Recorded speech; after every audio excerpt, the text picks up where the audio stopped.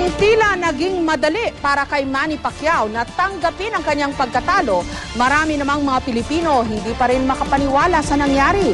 Kaya naman ang tanong ng ilan, likas nga bang hirap tumanggap ng pagkatalo ang mga Pilipino? May report si Michael Fahad.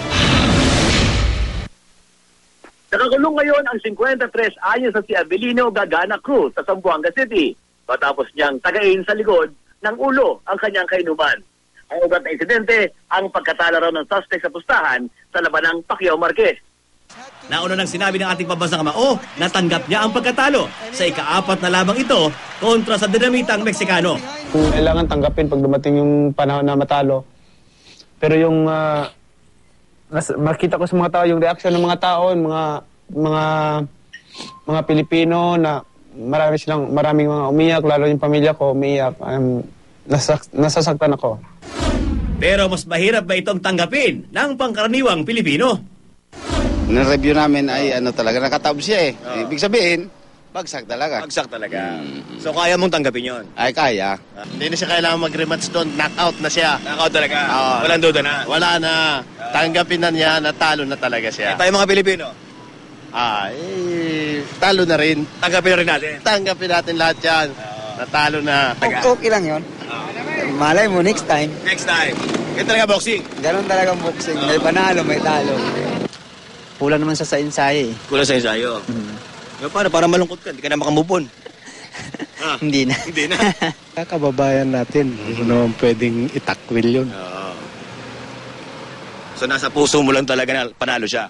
Oo. Kasi maganda naman yung pinakitang laban. So siyempre hindi natin maiwasan na tayo laging kampi sa Pinoy.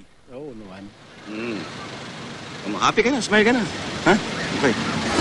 Likas ba sa mga Pinoy ang mahirap tumanggap ng pagkatalo? Hindi lang sa larangan ng boxing, kundi pati na sa mga beauty contest, singing contest, at iba pang sports at pating palak kung saan natalo tayo o hindi nanalo ng first place.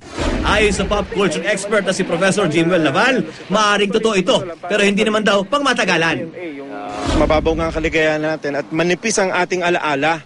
No, isang tulog lang yan, wala na yan. Pero dahil nagbubuhos tayo ng malaking effort dito kay Pacquiao, talagang nag-expect tayo ng manalo siya.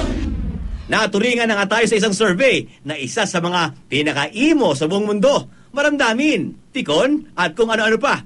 Ang di pang tanggap sa pagkatalo, palagi raw may palusot ang Pinoy dito. Ito nga, masyadong kumpiyansa, no? Tapos, may dahilan pang iba, di ba? Lumipat daw ng reliyon si Pacquiao. Pero siyempre, ibang usapin yan. Dahil dati natalo naman siya, nag-antanda naman siya ng Santa Cruz. So parang ganon. Naapakan. Tapos, siyempre, as usual, nandiyan yung bentahan, si Arum, may minamanipula lahat. Ilang beses tayong binabagyo, binabaha, may lindol pang kasama. At nakakabangon tayo. Ito wala naman to eh. Usapin lang to ng emosyon, kinabukasan, okay na yan. Michael Fahatin, GMA News.